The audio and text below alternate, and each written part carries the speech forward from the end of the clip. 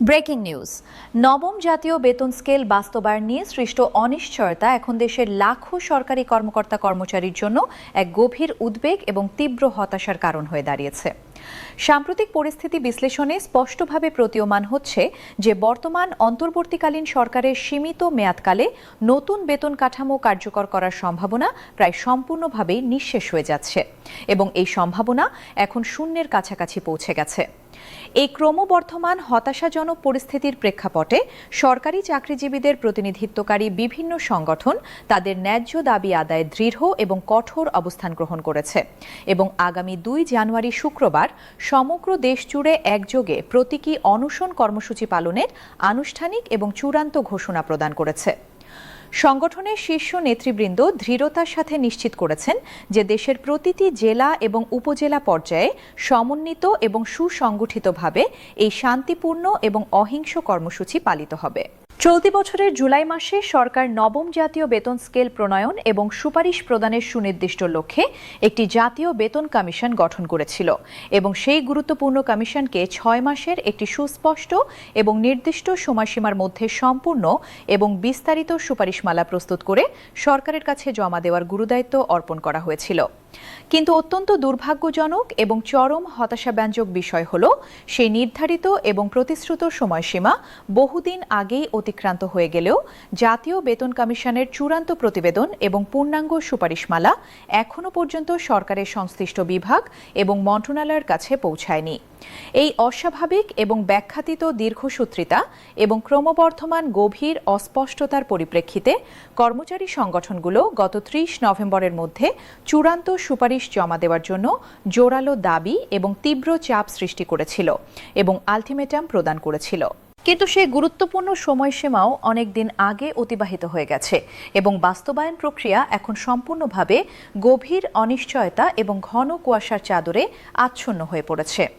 এই ক্রমবর্ধমান এবং অসহনীয় হতাশাজনক পরিস্থিতিতে কর্মচারী নেতারা এখন সুসংগঠিত এবং পর্যায়ক্রমিক তীব্র আন্দোলনের পথে এগিয়ে যেতে বাধ্য হচ্ছেন। দেশের প্রধান এবং শীর্ষস্থানীয় টেলিভিশন চ্যানেল আরটিভি সহ একাধিক জাতীয় এবং আঞ্চলিক গণমাধ্যমে অতি সম্প্রতি প্রকাশিত বিস্তারিত এবং গভীর অনুসন্ধানী প্রতিবেদনে অর্থ মন্ত্রণালয়ের নাম প্রকাশে অনিচ্ছুক এবং পরিচয় গোপনকারী একাধিক ঊর্ধ্বতন কর্মকর্তাদের নির্ভরযোগ্য সূত্র উদ্ধৃত করে জানানো হয়েছে যে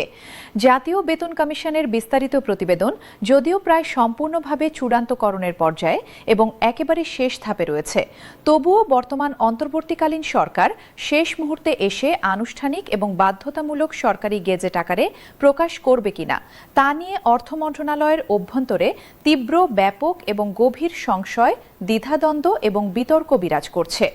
এই অত্যন্ত গুরুত্বপূর্ণ এবং সংবেদনশীল বিষয়ে অর্থ উপদেষ্টা ডক্টর সালাহউদ্দিন আহমেদ গত কয়েক মাস ধরে বিভিন্ন সময়ে এবং বিভিন্ন সরকারি বেসরকারি অনুষ্ঠানে অত্যন্ত সুস্পষ্ট এবং কোনো প্রকার দ্ব্যর্থতাবিহীন সুনির্দিষ্ট মন্তব্য এবং দৃঢ় বক্তব্য প্রদান করে আসছেন এবং তার অবস্থান পরিষ্কার করে দিয়েছেন। তার সুচিন্তিত এবং অত্যন্ত দৃঢ় মতামত অনুযায়ী নতুন বেতন স্কেল কার্যকরণের মতো অত্যন্ত সুদূরপ্রসারী, দীর্ঘমেয়াদী এবং ব্যাপক জাতীয় অর্থনৈতিক আর্থিক প্রভাব সম্পন্ন যে কোনো নীতিগত এবং কৌশলগত গুরুত্বপূর্ণ সিদ্ধান্ত আসন্ন জাতীয় নির্বাচনের মাধ্যমে জনগণের সরাসরি রায় এবং ভোটে নির্বাচিত হয়ে আসবে। যে সরকার তাদের হাতেই সম্পূর্ণভাবে এবং যথাযথভাবে ছেড়ে দেওয়াই সবচেয়ে যুক্তিসঙ্গত, বিচক্ষণ এবং দায়িত্বশীল এবং নৈতিক পদক্ষেপ হবে। তিনি ইতোপূর্বেও বিভিন্ন সরকারি বেসরকারি অনুষ্ঠান,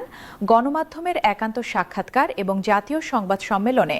একই ধরনের সুস্পষ্ট দৃঢ় ইঙ্গিত এবং মৌলিক বক্তব্য বারংবার এবং ধারাবাহিকভাবে প্রদান করেছেন। বাংলাদেশ নির্বাচন কমিশন কর্তৃক আনুষ্ঠানিক এবং সরকারিভাবে প্রকাশিত দ্বাদশ জাতীয় সংসদ নির্বাচনে সম্পূর্ণ এবং সুবিস্তারিত তফসিল অনুযায়ী আগামী ২২ জানুয়ারি ২০২৬ সাল থেকে সকল নিবন্ধিত রাজনৈতিক দলের আনুষ্ঠানিক নির্বাচনী প্রচারণা এবং ব্যাপক জনসংযোগ কার্যক্রম শুরু হবে এবং পূর্ণ উদ্যমে চলবে। অপরদিকে জাতীয় বেতন কমিশনের সম্পূর্ণ চূড়ান্ত এবং বিস্তারিত সুপারিশ সম্বলিত প্রতিবেদন সরকারের সংশ্লিষ্ট বিভাগের কাছে জমা পড়ার প্রবল সম্ভাবনা রয়েছে আগামী জানুয়ারি মাসের দ্বিতীয় সপ্তাহের যে কোনো একটি সময়ে অথবা তারও পরে। অর্থাৎ বেতন কমিশনের কাছে খসড়া আকারে প্রাথমিক এবং অসম্পূর্ণ সুপারিশমালা প্রস্তুত থাকলেও সেটি সম্পূর্ণ পূর্ণাঙ্গ এবং চূড়ান্ত রূপ নিয়ে চূড়ান্ত অনুমোদন পেয়ে সরকারের সংশ্লিষ্ট বিভাগের দায়িত্বপ্রাপ্ত কর্মকর্তাদের হাতে পৌঁছাতে জানুয়ারি মাসের মধ্যভাগ এমনকি শেষ ভাগ পর্যন্ত যথেষ্ট সময় অতিবাহিত হয়ে যাবে। এখন যদি জানুয়ারির দ্বিতীয় সপ্তাহের কোনো একটি দিনে প্রতিবেদন আনুষ্ঠানিকভাবে এবং সরকারিভাবে জমা হয় এবং ২২ তারিখ থেকে সরকারিভাবে এবং আনুষ্ঠানিকভাবে সকল দলের নির্বাচনী প্রচারণা কার্যক্রম শুরু হয়ে যায়, তাহলে মধ্যবর্তী মাত্র ৭ থেকে ১০ অথবা সর্বোচ্চ ১২ কর্মদিবসের অত্যন্ত সংক্ষিপ্ত, অপর্যাপ্ত এবং অকার্যকর ব্যবধানে এত বৃহৎ, গুরুত্বপূর্ণ এবং অত্যন্ত জটিল কারিগরি একটি প্রতিবেদনের সমস্ত সুপারিশের সমূহ গভীরভাবে এবং সতর্কতার সাথে বিস্তারিত পর্যালোচনা করা,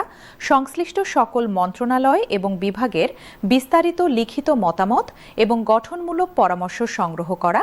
অর্থ মন্ত্রণালয়ের চূড়ান্ত অনুমোদন এবং সম্মতি, মন্ত্রিপরিষদ বিভাগ থেকে সর্বোচ্চ স্তরের আনুষ্ঠানিক অনুমোদন লাভ এবং সর্বশেষ চূড়ান্ত সরকারি গেজেট আকারে প্রকাশ এবং বাস্তবায়ন করা প্রায় সম্পূর্ণরূপে অসম্ভব এবং সম্পূর্ণ অবাস্তব একটি দুরূহ এবং কঠিন কাজ বলে দৃঢ়ভাবে এবং নিশ্চিতভাবে মনে করছেন দেশের প্রবীণ প্রশাসনিক বিশেষজ্ঞগণ, প্রখ্যাত অর্থনীতিবিদবৃন্দ এবং অভিজ্ঞ নীতি বিশ্লেষকরা। সরকারি কর্মচারীদের মধ্যে, বিশেষ করে নিম্ন এবং মধ্যম পর্যায়ের কর্মচারীদের মধ্যে গভীর হতাশা, তীব্র ক্ষোভ এবং ব্যাপক অসন্তোষ ক্রমাগত বৃদ্ধি পাচ্ছে এবং বিপজ্জনক পর্যায়ে পৌঁছে যাচ্ছে। দেশে জীবনযাত্রার ক্রমবর্ধমান এবং অসহনীয় ব্যয় এবং নিয়ন্ত্রণহীন মূল্যস্ফীতির তীব্র চাপে তারা অত্যন্ত কষ্ট এবং দুর্ভোগের মধ্যে প্রতিটি দিন অতিবাহিত করছেন। গত কয়েক বছরে নিত্য প্রয়োজনীয় পণ্য এবং সেবার মূল্য অস্বাভাবিকভাবে এবং উল্লেখযোগ্যভাবে বৃদ্ধি পেয়েছে, কিন্তু তাদের মাসিক বেতন একই পর্যায়ে স্থবির রয়েছে এবং কোনো বৃদ্ধি ঘটেনি। তাই নতুন বেতন স্কেলের প্রত্যাশা তাদের কাছে শুধুমাত্র বেতন বৃদ্ধির একটি সাধারণ বিষয় নয়, বরং এটি তাদের এবং তাদের পরিবারের সম্মানজনক এবং মানবিক জীবনযাপনের একটি মৌলিক এবং অপরিহার্য প্রয়োজন হয়ে দাঁড়িয়েছে। কর্মচারী সংগঠনের প্রতিনিধিরা জানিয়েছেন, আগামী ২ জানুয়ারির প্রতীকী অনশন কর্মসূচি হবে তাদের আন্দোলনের প্রথম পর্যায় এবং সূচনা মাত্র। এই কর্মসূচির মাধ্যমে তারা সরকার এবং জনগণের কাছে একটি সুস্পষ্ট এবং জোরালো বার্তা পৌঁছে দিতে চান যে নবম জাতীয় বেতন স্কেল তাদের ন্যায্য অধিকার এবং দীর্ঘদিনের দাবি, এবং এই দাবি সম্পূর্ণভাবে পূরণ না হওয়া পর্যন্ত তারা থেমে থাকবেন না এবং আন্দোলন চালিয়ে যাবেন। একজন ঊর্ধ্বতন সংগঠন নেতা নাম প্রকাশ না করার শর্তে জানিয়েছেন, প্রতীকী অনশনের পরবর্তী ধাপে তারা রাজধানীর সচিবালয় এবং প্রতিটি জেলা শহরে ব্যাপক মানববন্ধন কর্মসূচি পালন করবেন এবং পরবর্তীতে যদি প্রয়োজন হয় তাহলে আরও কঠোর এবং তীব্র কর্মসূচি ঘোষণা এবং বাস্তবায়ন করা হবে। নবম জাতীয় বেতন স্কেল বাস্তবায়নের সমগ্র এবং জটিল বিষয়টি এখন প্রধানত এবং মূলত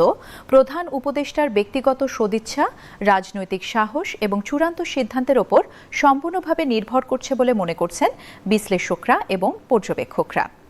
সর্বশেষ পরিস্থিতি সূক্ষ্মভাবে পর্যালোচনা এবং গভীরভাবে বিশ্লেষণ করে বলা যায়, দেশের কয়েক লক্ষ সরকারি কর্মকর্তা কর্মচারীর এই দীর্ঘ, কষ্টকর এবং অনিশ্চিত প্রতীক্ষার কবে এবং কিভাবে অবসান ঘটবে তা এখনও সম্পূর্ণভাবে গভীর অনিশ্চয়তার অন্ধকারে রয়ে গেছে।